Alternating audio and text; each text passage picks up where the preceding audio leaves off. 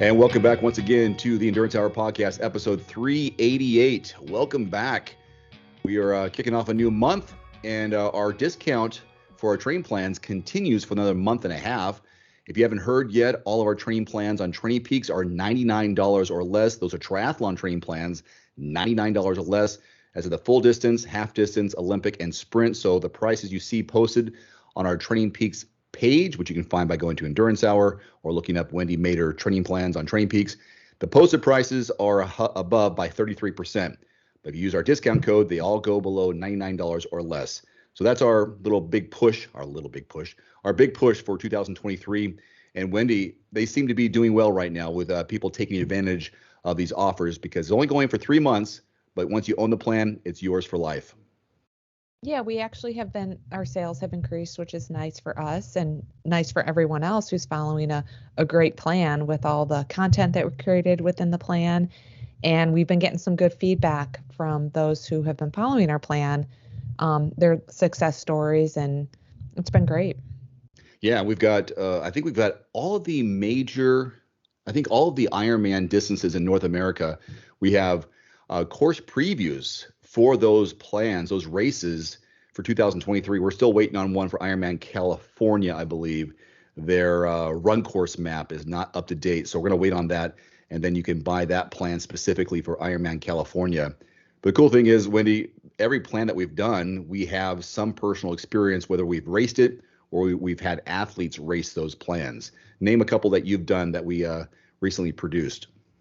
Ironman Florida, Ironman Arizona, Ironman Chattanooga, Ironman Lake Placid, and Coeur d'Alene. Yeah. Anyways, if you go to Training Peaks and type in, Coach Wendy Mader, or go to endurancehour.com, you'll be able to get a direct link to those plans. And we got closer to 3 dozen triathlon plans on our page. Yes, and Let's not forget about the course previews that we have for 70.3s as well. Yes. Oh, yeah, 70.3 specific race events, whether it's Boulder, Chattanooga, Coeur d'Alene probably, and a couple other ones there. Oh, we did a little something on Ironman 70.3 New York, a brand new race coming up this year. Right.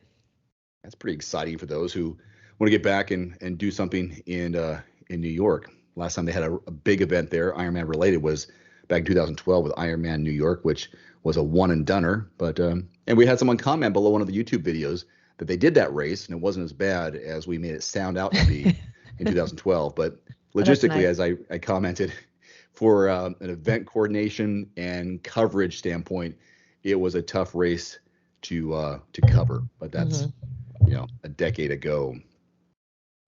We've got some new topics today. We've got some email questions and overall topics to discuss. And we'll get right into those right now with Jules, who is looking at wetsuits for Ironman and also future open water swimming events in Tahoe and Donner. I'm not sure where Donner is, but I'm looking Donner Lake is in Tahoe, or it's in Nevada. Yeah. Okay. She says here, I'm looking at long sleeve triathlon wetsuits. Do you recommend any in particular? Are there rules about buoyancy in the race? Thanks for your help. And maybe to go over the pros and cons of sleeveless versus full wetsuits to begin with, Wendy. Personal preference? For me personally, I don't like wetsuits. I feel too buoyant in them, which is no one's going to be able to relate to that, I'm sure. If I had the choice, though, I'd rather wear a sleeveless versus a long sleeve. I don't like to take them off. It takes a long time. It doesn't take a long time, but if you haven't practiced or you just don't have the experience, it could take time to pull off that wetsuit. And I think the long sleeve wetsuits are definitely harder to get off than the sleeveless wetsuits. Time that I may save as a swimmer, swimmers tend to not save as much time as non-swimmers do. I think I lose by trying to take that wetsuit off. I made a video on the Endurance Hour YouTube, and I talk about 4 different types of wetsuits, a short john, which is short arm, short legs, a long leg, sleeveless, long arm, long legs, legs, and then I also go into detail about a swim run wetsuit, and I talk about the different temperatures that I'm going to wear a long sleeve versus a short sleeve is dependent on the temperature, and it's dependent on the distance of what I'm racing. And I'll we can post that link below this video for people to check out. Now, as far as like Donner Lake and just Lake Tahoe, like it's really, really cold up there. So definitely she's going to need a long sleeve wetsuit. I've been successful with Blue 70. I started wearing their wetsuits in 2008. I've also worn Xterra and Aquasphere and probably a couple other brands. I just can't remember because I've always just preferred the Blue 70 wetsuit just by the way it fits. I think it fits true to size and it's just really comfortable for me. So we actually have partnered up with them and we can supply a 30% discount code as well as a 40% discount code for first time purchasers, first time buyers of Blue 70. So, you know what, again, I was referring them before I even partnered up with Blue 70. Mm-hmm, mm-hmm. And, I've had a couple of different brands and I have found that Blue 70, once you have the right fit, it's a very good quality wetsuit. And I've always gone full body, full sleeves and everything. And I've also experimented or used their core shorts. So basically just a pair of shorts that are thick with neoprene in there. It helps out with your legs in the water when you're doing practice swims. But I actually wore the core shorts one time, just, it's waist shorts, in a a sprint triathlon downriver. And it was so easy, especially the transition, getting out, one less thing to worry about, and getting the shorts off was easy as can be. Super easy, barely an inconvenience. Yeah, and I do remember you and Ryan from Blue 70 years ago produced a video, and I think you discuss the thickness, 3 millimeter, 5 millimeter. You discuss core shorts and you kind of talk about long sleeve, short sleeve, I believe, pros and cons. And just because Julie asked about the whatever she also talked about buoyancy or thickness, but if the water temperature is above 76.1 degrees, wetsuits are not legal, which means you can still wear one. If you decide you want to wear one, you just won't be eligible for prizes. Yeah, she was asking about there are rules on the thickness of that for races. And yeah, if you need one of those and if that's because of the, issues with swimming or your safety or confidence, most likely you're probably not going to be top 5. So it's okay. Do what's comfortable. This race is an individual sport, even though there's a community involved. You want to, start, you want to swim, bike and run, do it. Do what you got to do. I've never seen anybody question, hey, is your wetsuit thick enough? Or if that's an illegal wetsuit. Have you ever heard that before? I don't know, maybe pros are the ones who get approached or they know, the race director knows or someone official. Yeah, no, the only that's thing not right. the only thing that comes to mind is when speed suits came out.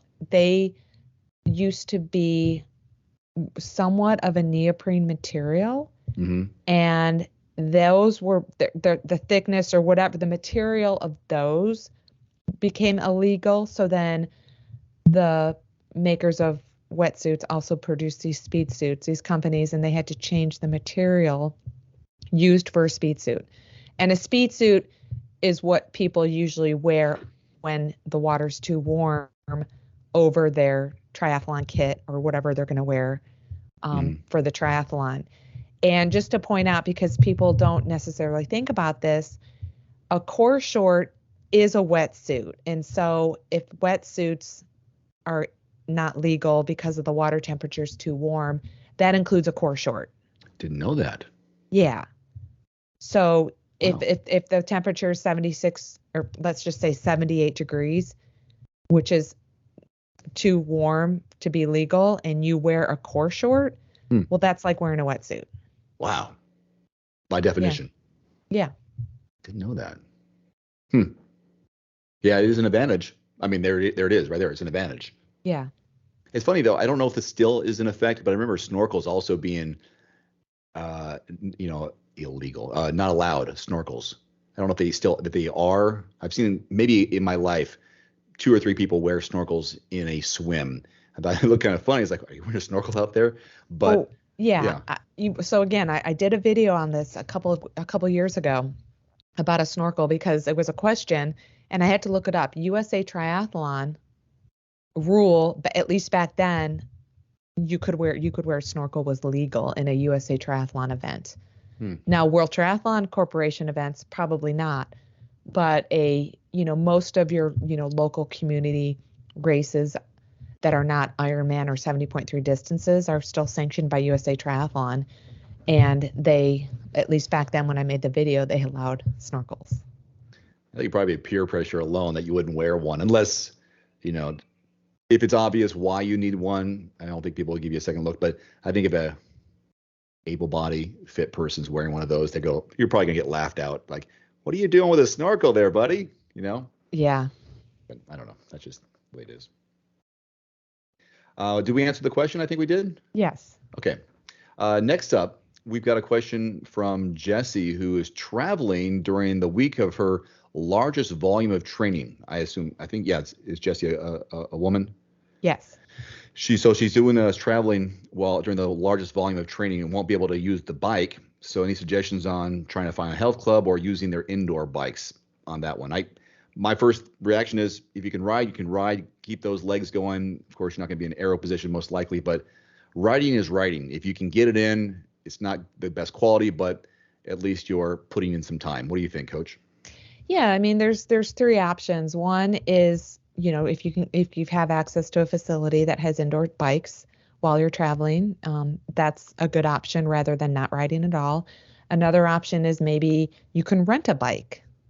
If you know you have time to have the ability and the weather's nice and you're going to be able to ride outside, go to the local bike shop of where you're traveling to and rent a bike. If again, it just depends how long you're going to be gone for and how much time you have to ride. Mm-hmm. And then the third option is, structure your training so you're getting in a heavy volume of biking before you travel and, call that good. Just the main thing is not to overly analyze what is a week off of the bike going to do for me. It's especially that close to your event. You just want to kind of remain calm. You want to control what you can control.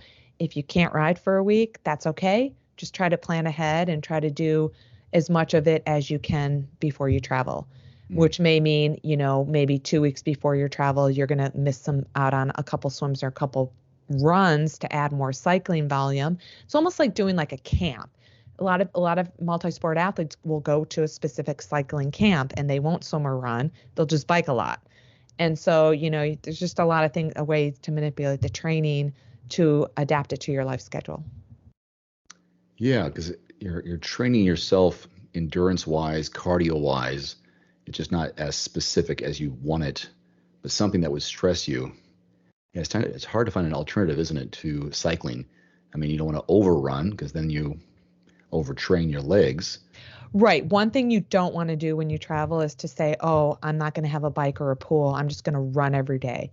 If your body's not used to running every day, that's not the best option. You still want to just kind of maintain, whatever, 2, 3, 4 days a week of running if that's what you've been doing. Mm-hmm. You don't want to just all of a sudden start running more miles because running just puts you more at risk for injury. Yeah, it's tough when and so does an improper bike fit. So again, yeah. You want to be careful if you're going to be riding a bike indoors that you're not used to riding. You want to be careful of the fit as well. Sure, adjusting that seat, adjusting the handlebars, putting the time there. Yeah, there could be a chance for a recovery if you're not going to be working. That you're not going to be able to hit the bike that week. Look at it as a recovery week, but I don't know exactly where. Jesse's talking about the largest volume of training for this. How close is it to the event? Have you been consistent leading up to that? How important or detrimental would it be if you missed it? Other questions I would have for her. Right. And another option, like you just said, she had mentioned that it was like the biggest volume before the taper. So if that week is the biggest volume and you're going to use it as a recovery week, well then as you approach that taper week, the first week of taper, you might be able to get away with doing a little bit higher volume on the bike because you just lowered your volume the week before. And so if you miss an important key ride and then you're heading into the taper, well, maybe you want to, if that ride's going to make you more mentally confident, maybe you want to just make that up. So again, a lot of variables. Really just wait till plan ahead, see what happens, see where you're at when the time comes to see what you feel like you need to do for mental and physical confidence. I have a series of Peloton products downstairs, the tread, now the row, and of course the bike, which is the first thing we got.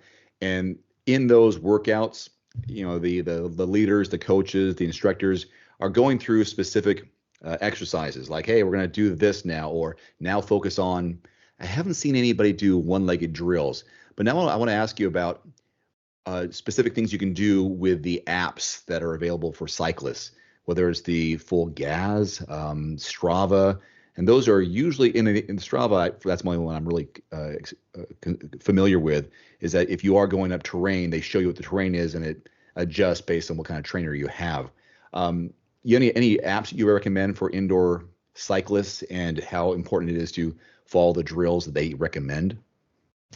Well, I mean, so I incorporate and I suggest a series of drills within all our training plans. And so it's just to really get someone comfortable and educated about the pedal stroke and varying cadence, low cadence, high cadence, one-legged, left leg, right leg, see your strength imbalances, the 4 phases of the pedal stroke. We talk about that within those training plans. And so a lot of times, sometimes those are hard to follow, those exact descriptive details if you're riding outside, because it's so terrain dependent. Stoplights, stop signs, there's just so many other factors when you're riding outside. It's not a controlled environment. So those workouts were intended to be ridden indoors, whether you're riding your own bike indoors or the Peloton, or you're at a health club riding the indoor bikes there. It's just really for an athlete to get really more mindful on their posture and pedal stroke.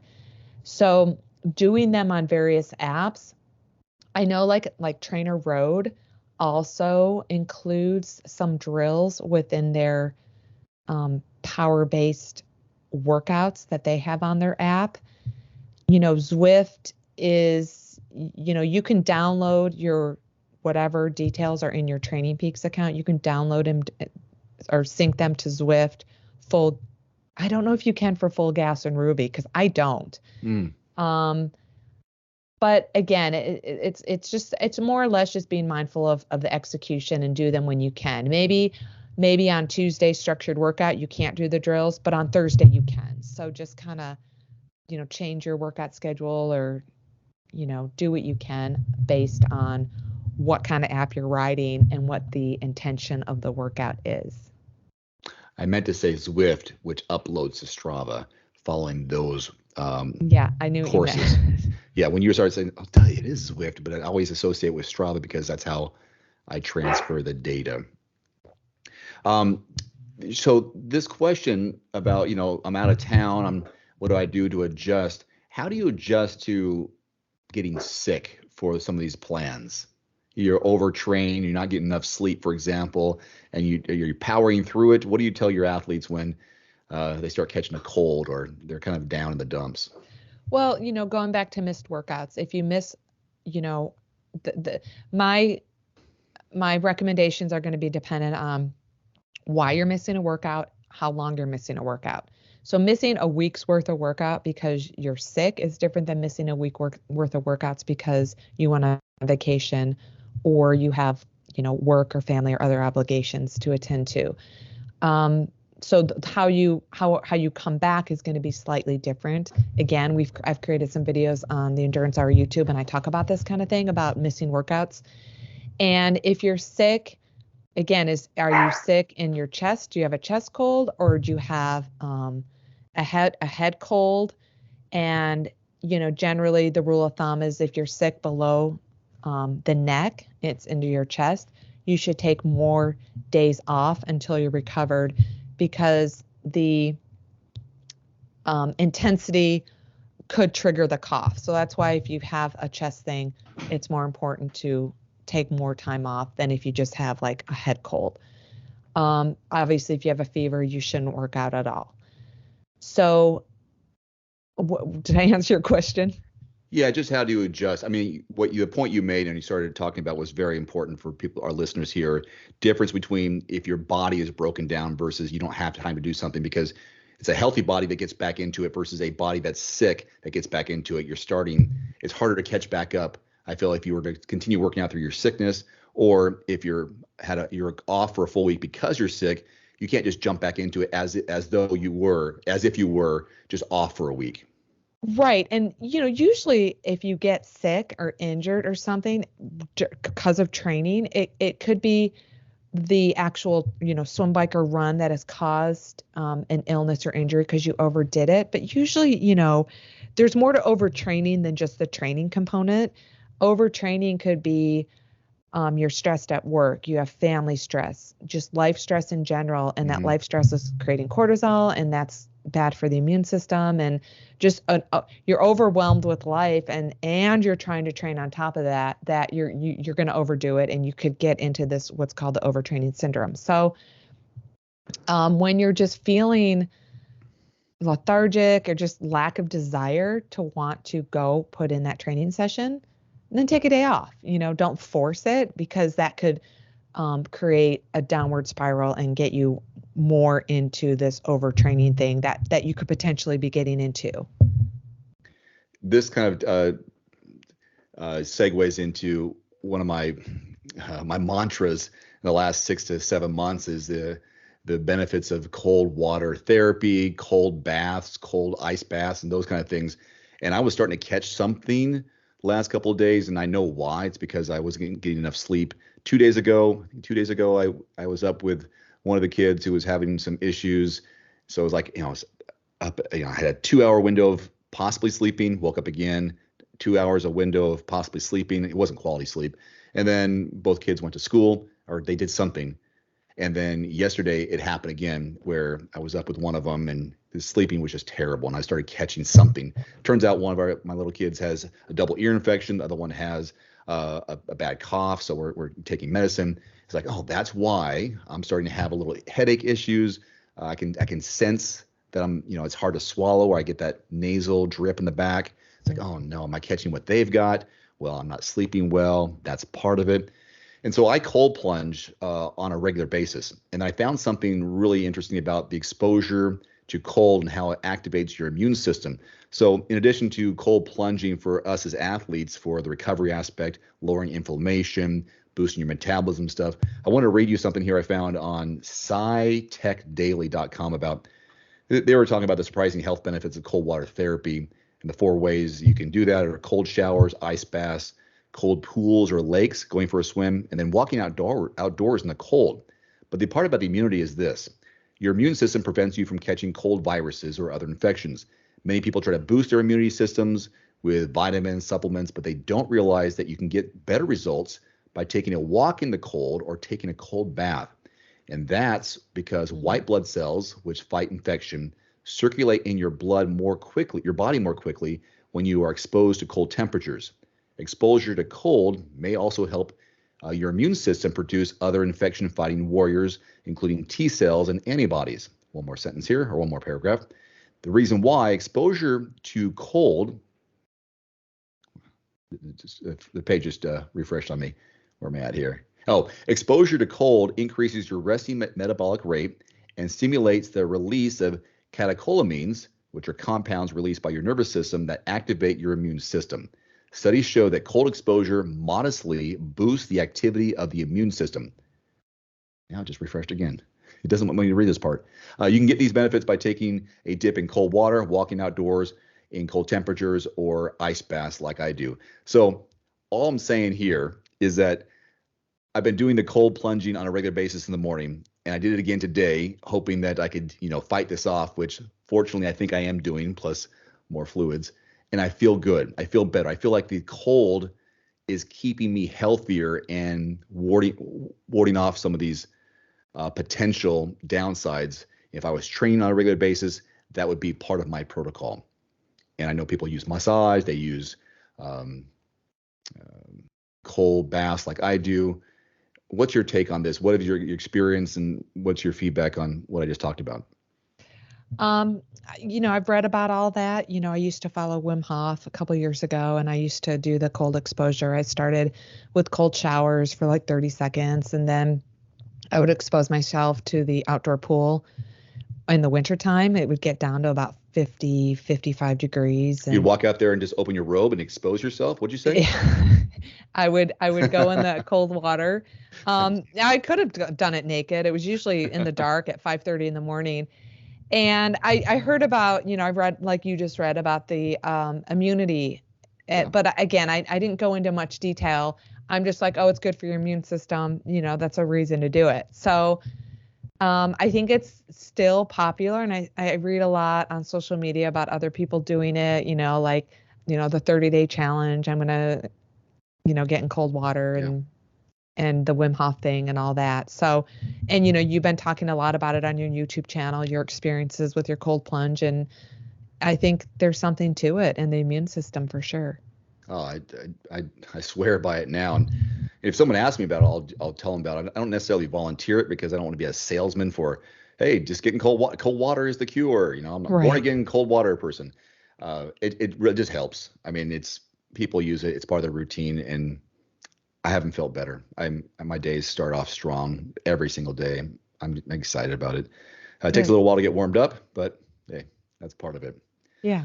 We got one last question or topic here, and that is, I don't know who wrote this in, but they say, hey, I plan to train 5 days a week, 2 days off based on my schedule. Any suggestions on how to rearrange my training plan that I got from you on Training Peaks when I'm only training, or I can only train 5 days a week versus 2 extra days because I want those extra days off? So this was another question from Jessie when she purchased our Couch to 70.3 plan. It's a 24-week plan, and she took advantage of the 30-minute consultation that we offer everyone to take advantage of if they purchase one of our plans. And so, that's a pretty common thing. People can't follow always an exact plan that they purchase because the plan was not created for them personally. It's kind of a plan. Hopefully, the majority of people are able to follow based on their schedules. So, what I suggested is skipping a workout that's her strength. So she has a lot of swimming background. Then great. Skip a swim workout or two. Same with cycling. If your cycling is weak, then don't miss the cycling workouts. Replace a swim workout with a cycling workout, something like that. And then I also suggested, if she has time, if one workout is scheduled, let's say on a Wednesday, and she has to skip a swim on Monday, then maybe add that swim to the Wednesday plan if possible. And so, following like the hard, easy day principle, keeping a log of how you're feeling. If you do end up doubling up on some days that aren't intended, but you have to do that based on your schedule, I always think the best way to double up is to add a swim to a bike day or add a swim to a run day versus trying to always add running and cycling on the same day. Because then you're doing bricks. Yeah. A more traditional brick, I guess. Yeah. Okay. But definitely, I think she knows that. And she's ready to kind of adapt the plan to her lifestyle, which I think is great. One last thing for me on a personal note to you. You ran another race this last weekend. I only saw was it a wooden chip, a piece of wood, Yeah. Not metal, but an award. Yeah. What was it you did? It was a trail run that you've done before, and I think I read something that you didn't get lost this time, something like that. So this is it's called Red Top Mountain. It's 11.5-mile trail run. I've done it. This was my 7th year doing it. Okay. I have gotten lost 2 or 3 times, just taking a wrong turn. I did it the first year, and then after the first year, the course changed slightly. So I don't know why. I don't know why 2 or 3 times I've taken the wrong turn because I've done the race before. But this year I was really focused on it. I wanted to win it. I wanted to break 130. The course did slightly change again this year, and I didn't find out until the week before. And so I'd been going up there. It's right where I live. It's about 45 minutes away. And so I'd gone up there quite a few times. I'm like, I'm not going to get lost. I'm going to make sure I know where all the turns are. And then the week before the race, I see that the start of the race changed. So it started in a different place, which meant there was some other changes as well. And It's a really good race company. They had plenty of flags, and because I'd been there so many times in the last 4 months, I was fine and I felt really good, and I did win and I did break 130, and I'm retiring this race. I set Oh, my goal, I reached my goal, and I'm like, all right, time to move on and focus on other races. that's a good streak and way to finish on top. Yeah, exactly. Finished on top. It was really, I was really so focused, I just don't know if I could do it again. Mm. And I don't need Well, to. well, you led up to. I mean, that was the focus, right? To get it Yeah. to master that race, Yeah. how to master trail running. Yeah, it was great. Did I just hear a new program that you're going to write? How How to to master master trail trail running? running. I just heard it too. Always thinking of trying to help our athletes. Good job. Hey, before we go, that wetsuit video you were referencing, was it Uh-huh. wetsuits for open water, a demo you did? Or how to, because I found a couple of videos that you did, one about great wetsuits for open water swimming, and then how to put on a wetsuit, and then also how to take off a wetsuit. I They're think all very similar. I'd have great to go wetsuits for review the open wetsuits water. for open water. I think that's the one that I was referencing more than putting one on and putting one off, Okay, or I want to taking make one sure I off. want to add that below this this video on YouTube, because we're recording this for audio and video, just in case, for own archival purposes as well. I know a lot of people aren't going to sit through a 30-minute video of us talking, but it's good content, I believe, for some people out there. Anyways, I'll put that below there on YouTube. Cool. Well, good. We're going to try to do a podcast next week. I'm out of town, but I'm going to bring some equipment with me, and we'll try to give you another podcast. So send us their questions. Wendy, what are the ways they can send you some questions that we can answer next week? They can always email me, t2coachwendy@gmail.com. Some people will Instagram message me questions. Perfect. Other people will post in our T2 Endurance Facebook group some questions. Mm. Sometimes people post questions and they don't know I'm going to use them for the podcast. But again, I'm like, oh gosh, someone had a great question the other day, just random question that they weren't intending to be posted on the podcast, but it's always a good question to talk about. Well, we don't have to use your name. If you got a great question, send it to us and we'll add it. Yeah. Yeah. Okay. Well, with that, thank you for listening this week. 388 is the episode number. Wow. Won't be long before we get to 400. Oh my God, 400. That's what happens when you've been podcasting for over 10 years. You'll get a few hundred under your belt. So with that, for Coach Wendy, I'm Dave. Thanks so much for listening. Have a great week of racing, training, or recovery. Until next time, adios. Adios.